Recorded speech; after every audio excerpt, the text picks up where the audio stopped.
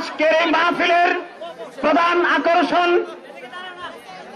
বাংলার আলোড়ন সৃষ্টিকারী বক্তা, সুনামধন্য বক্তা আল্লামা আলহাজ হযরত মাওলানা হাফিজুর রহমান সিদ্দিকী সাহেব।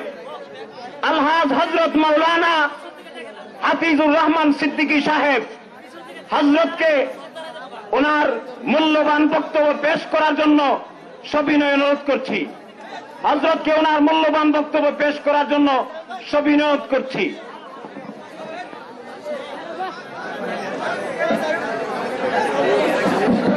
আসসালামু আলাইকুম ওয়া রাহমাতুল্লাহি ওয়া বারাকাতুহু।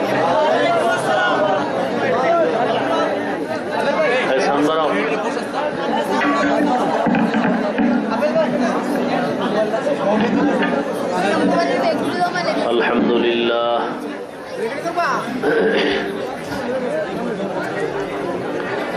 الحمد لله الذي جعل الشمس والقمر بحسبان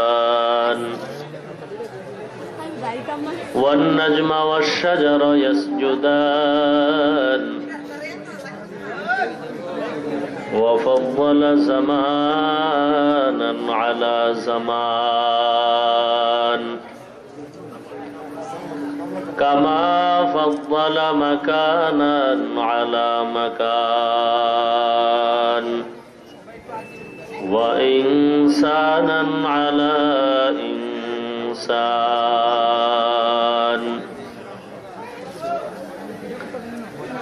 ونشهد أن لا إله إلا الله وحده لا شريك له ونشهد أن سيدنا ومولانا محمدا عبده ورسوله صلى الله تعالى عليه وعلى آله وأصحابه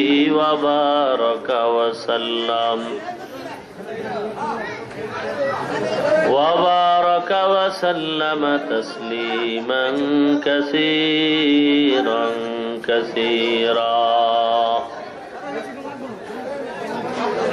الذي أرسله الله تعالى بالحق بشيرا ونذيرا وداعيا إلى الله بإذنه وسراجا منيرا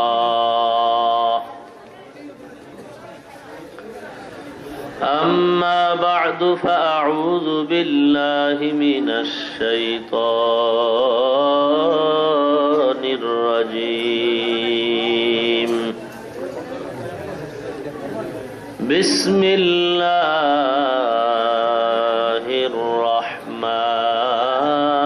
الرحمن الرحيم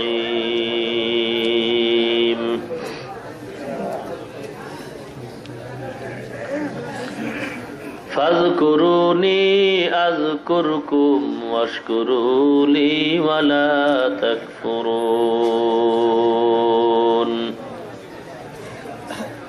قال النبي صلى الله عليه وسلم من أحب دنياه وزر بآخرته ومن أحب آخرته وزر بدنياه فآثروا ما يبقى على ما يفنى صدق الله مولانا العظيم وصدق رسوله النبي الكريم ونحن على ذلك من الشاهدين والشاكرين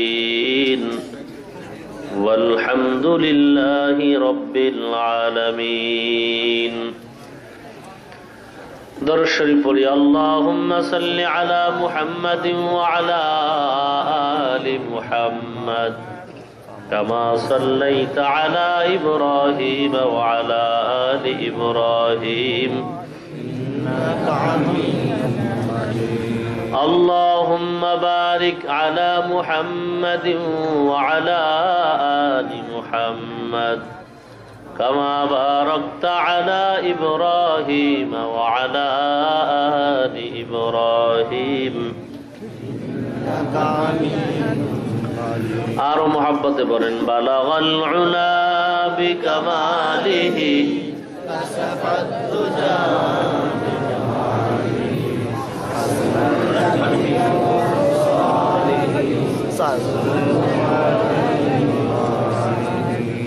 লা ইলাহা ইল্লাল্লাহ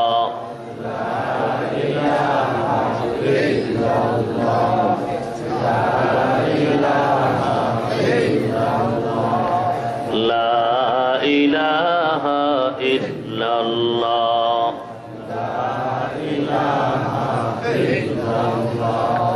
لا إله إلا الله محمد رسول الله ذكر حق آمد غذائی روح را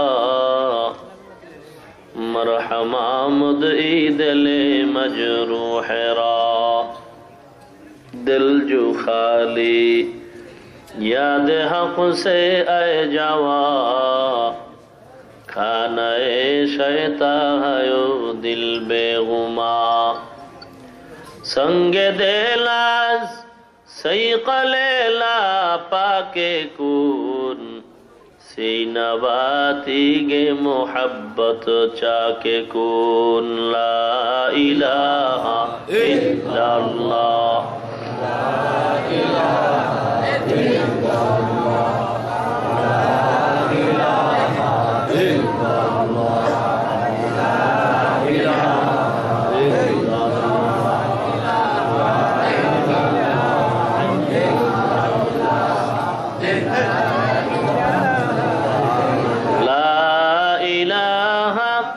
الا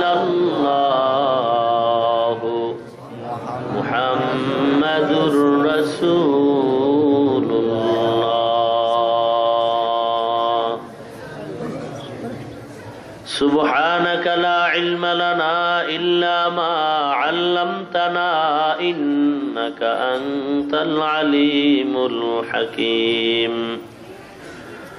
رب اشرح لي صدري ويسر لي أمري واحلل عقدة من لساني يفقه قولي أي سنبرو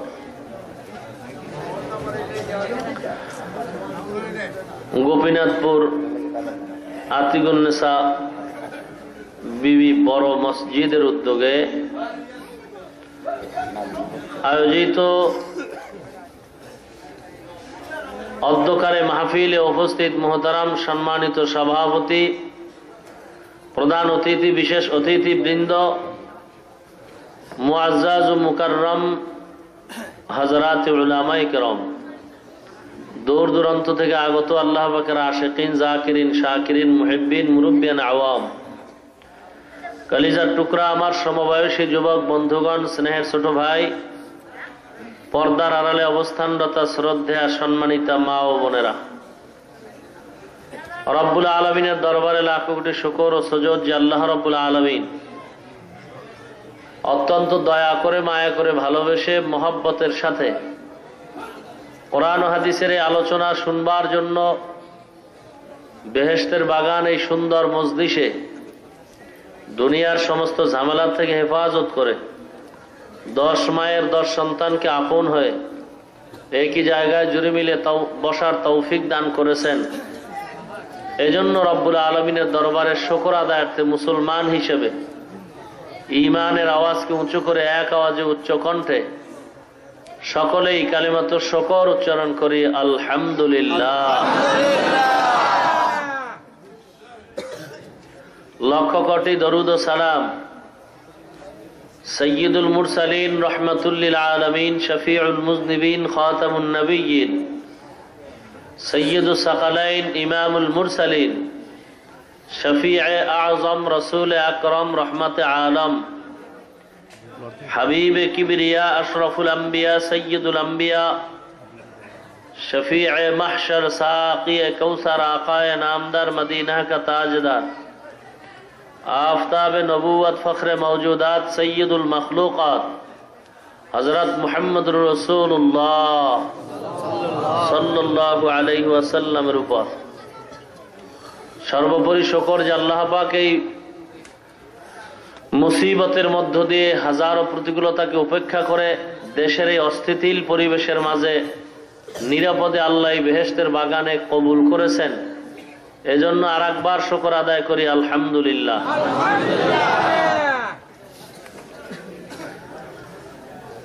আমি এক আয়াতে কারিমা আপনাদের সামনে তেলাওয়াত করেছি এবং বিশ্বনবী, শেষ নবী, মহানবী, শ্রেষ্ঠ নবী, জিন্দা নবী, হায়াতুন নবী তার পবিত্র জবানের বাণী অসংখ্য অগণিত হাদিস শরীফ থেকে একটি হাদিস পড়েছি। স্বল্প সময়ের জন্য কিছু কথা বলার নিয়ত করেছি। আল্লাহ পাক ইহকালে শান্তি ও পরকালে মুক্তির সন্ধানে হেদায়েতের উদ্দেশ্য করে আমলের নিয়তে ইখলাসের সাথে কিছু কথা আমাকে বলা এবং আপনাদেরকে ধৈর্যের সাথে শ্রবণ করার তৌফিক দান করুন, আমিন। এদিক কথা বলে কে কথা? যে আয়াত আমি আপনাদের সামনে পড়েছি সকলের মুখস্থ একটি আয়াত।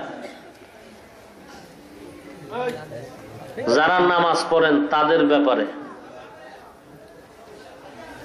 প্রতি জুমায় ইমাম সাহেব খুতবার মধ্যে আয়াত পড়েন, ফাযকুরুনি আযকুরুকুম ওয়াশকুরুলি ওয়ালা তাকফুরুন। এই বললেই মুসল্লিরা বয়া থাকে না, দাঁড়ায় যায়। আয়াতের মধ্যে দাঁড়ানোর কথা নাই, দেওয়ার পরও মানুষ দাঁড়ায়। কারণ মূলত এখানে আলোচনা জিকিরের, কোরআন তেলাওয়াত জিকির, নামাজও জিকির। প্রত্যেকটা শব্দের দুটি অর্থ মৌলিক, বেশিও হতে পারে। এর ভিতরে একটা হাকিকি অর্থ আর একটা মাজাজি। একটা হলো আসল অর্থ আর একটা ভাব অর্থ।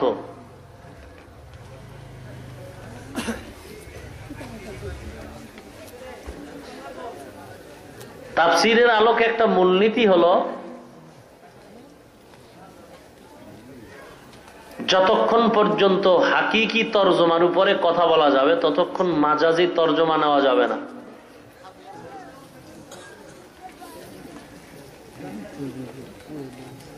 জিকরুন শব্দের অর্থ স্মরণ করা। কার স্মরণ? জোরে বলেন, আল্লাহর স্মরণ। আল্লাহর স্মরণ বহু দিক থেকে হতে পারে। এর মধ্যে উত্তম জিহ্বা দিয়া আল্লাহর জাতের নাম উচ্চারণ করা, এটা জিকরুনের হাকিকি তরজমা।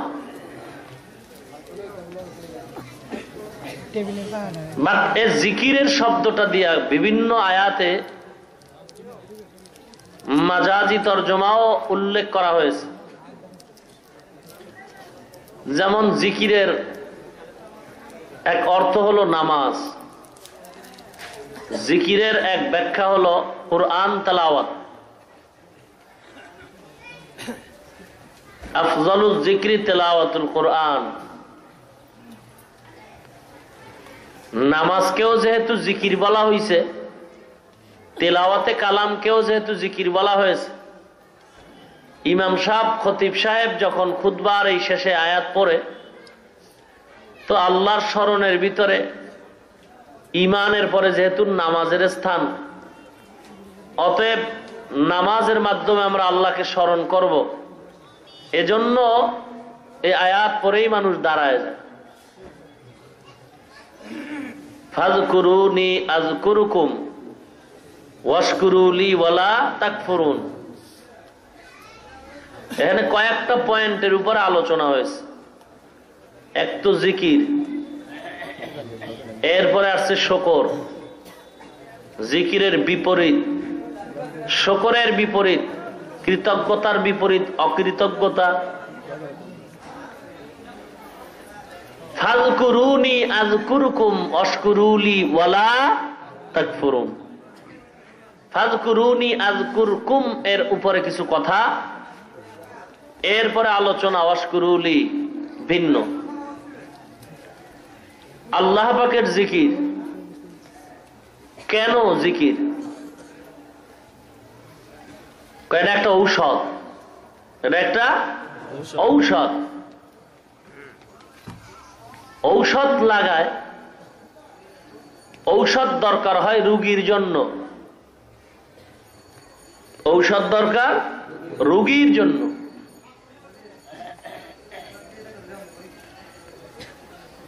মানুষ রোগী হয় কিভাবে? মানুষ দুইটা জিনিসের সমন্বয়ের নাম।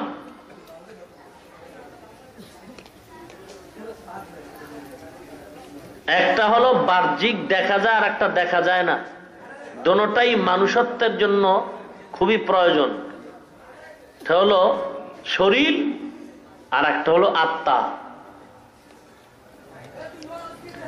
মূলত আত্মাটাই আসল। আত্মা না থাকলে কেউ তার দাম দেয় না, কোনো দাম নাই। বাড়িতে সন্তান কাঁদে, কি ব্যাপার? আব্বা নাই। এই আহাম্মক, তোর আব্বা নাই মানে? এই যে শুয়ে রইছে, গতকাল তুই হাত পা চোখ যেভাবে ছিল ঠিক এভাবেই আছে, আর আব্বা নাই মানে? এই তো তোর বাবা শুয়ে রয়েছে তোর সামনেই, তো কি আঙ্গুলে একটা কমে গেছে? কয় না, সব ঠিক আছে। আবার বলো আব্বা নাই মানে? এতদিন তুই কারে আব্বা কইছ? এতদিন যেই শরীরটার দিকে তাকায় তুমি আব্বা বলছিলা, সেই তো আছে। তো তুমি যে এখন বলো আব্বা নাই, তো এতদিন তুই কারে আব্বা ডাকছ? কি আজীব ব্যাপার। আপনাদের লোক কোথায় কমিটি? রাস্তা, এটা কন্ট্রোল করেন।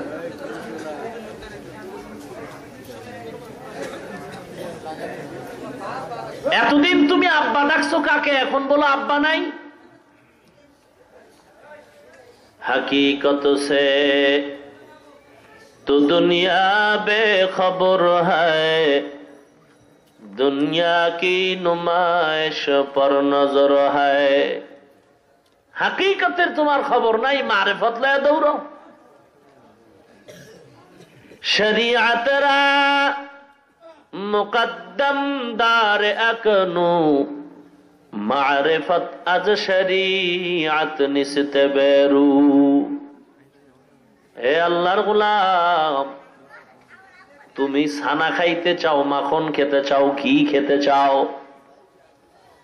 মিষ্টি খেতে চাও, মাখনের দরকার, ঘিয়ের দরকার। ও বান্দা, তোমার এখন ছানার দরকার। এক আল্লাহর বান্দা পরামর্শ দিছে, তুমি দুধ নাও, দুধ খরিদ করে তার ভিতরে মেহনত করো, দুধ তুমি এক জায়গায় জমা করো। জমা করার পরে এরপরে যদি দুধের থেকে তুমি ছানা খেতে চাও, বের করতে চাও, প্রায় 4 হাতের একটা বাঁশ হাতের মধ্যে নাও, চিকন বাঁশ। বাঁশের মাথা দিয়ে অথবা লোহা দিয়েও যদি বানাইতে পারো, কয়েকটা কাটা বানাও বাঁশের এক মাথায়।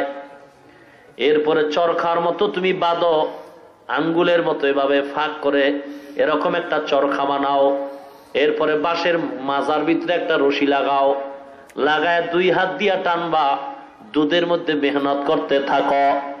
এই চরখা যদি নাড়াইতে থাকো, নাড়াবা, দুধের মধ্যে চরখা ঘুরাও, প্রচন্ড ভাবে ঘাম ছুটায় ফেলাও।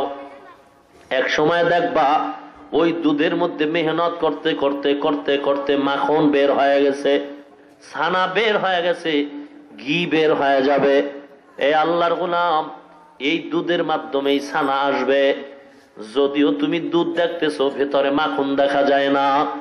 এ বাবা, দুধ দেখতেছো, ভেতরে ছানা দেখা যায় না। মেহনত যদি করতে পারো, ভিতরে কিন্তু মাখন আছে, তুমি দেখো না। শরীয়তের মধ্যে ঢুকা, এরপরে তুমি মুজাহাদার সবক আদায় করো, এই ভিতরে কিন্তু মারিফত ঢুকানো আছে, চোখে দেখা যায় না, যখন মুজাহাদার দরজায় দৌড়াইবা তখন ওই শরীয়তের ভিতরের দরজা খুলবে, দেখবা মারেফত সামনে হাজির।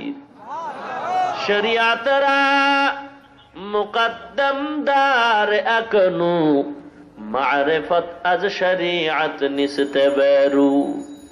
হাকিকতের খবর নাই, এতদিন শরীর দেখে আব্বা আব্বা পাগল হয়ে গেছো, আম্মা আম্মা বলে পাগল, এখন তোমার সামনে মা আছে, তুমি কেন বলো আমার মা নাই? এখন তোমার সামনে তোমার আব্বা, তুমি এখন কেন বলো আমার আব্বা নাই? একটাই কারণ, ভেতরের মূল জিনিস প্রাণ নাই। তাহলে তুমি এতদিন যারা আব্বা বলতা, এটার নাম রূহ, এটার নাম আত্মা। এই আত্মাটারও খানা আছে, আত্মাটারও ক্ষুধা আছে, খানা খাওয়ারও টাইম আছে, টাইম ছাড়া খাইলে যেমন তোমার পেট খারাপ হয়, এ বান্দা ওই রুহুটারও খাদ্য আছে, টাইম ছাড়া খাইলে রুহুটাও খারাপ হয়ে যায়। এ মুসলমান, যদি বেশি খাও রোগ হয়ে যায়। রুহু নামের আত্মাটা নামেরও রোগ আছে, বেশি খাইলে রোগ হয়, কম খাইলে রোগ হয়। শারীরিক রোগের যেমন ডাক্তার আছে অনেক রকম, রুহানি রোগেরও ডাক্তার আছে অনেক রকম। শারীরিক রোগের যেমন ঔষধ বিভিন্ন রকম, এলোপ্যাথিক, হোমিওপ্যাথিক, কবিরাজি ঔষধ, ঠিক আধ্যাত্মিক রোগের ঔষধ অনেক রকম। উদ্দেশ্য একটা, শরীরের রোগ যেন ভালো হয়। হোমিওপ্যাথিক ডাক্তারও চায় আমার ঔষধ যদিও আলাদা, উদ্দেশ্য যেন পেটের রোগ ভালো হয়। এলোপ্যাথিক ডাক্তারের ঔষধ আলাদা, উদ্দেশ্য একটা রোগ যেন ভালো হয়। ঠিক আধ্যাত্মিক জগতের যারা রোগী, এদেরকে বিভিন্ন রকম ঔষধ দেওয়া হয়। তাবলিগওয়ালারা 6 উসুলের ঔষধ দেয়, পীর সাহেবরা সকাল বিকাল জিকিরের ঔষধ দেয়, বয়ানের মাধ্যমে কোরআনের নামাজের ঔষধ দেয়। ঔষধ যদিও এক একজনের এক এক রকম আলাদা, উদ্দেশ্য একটা, যেন আল্লাহ ভোলা মানুষ আল্লাহ ওয়ালা হয়ে যায়।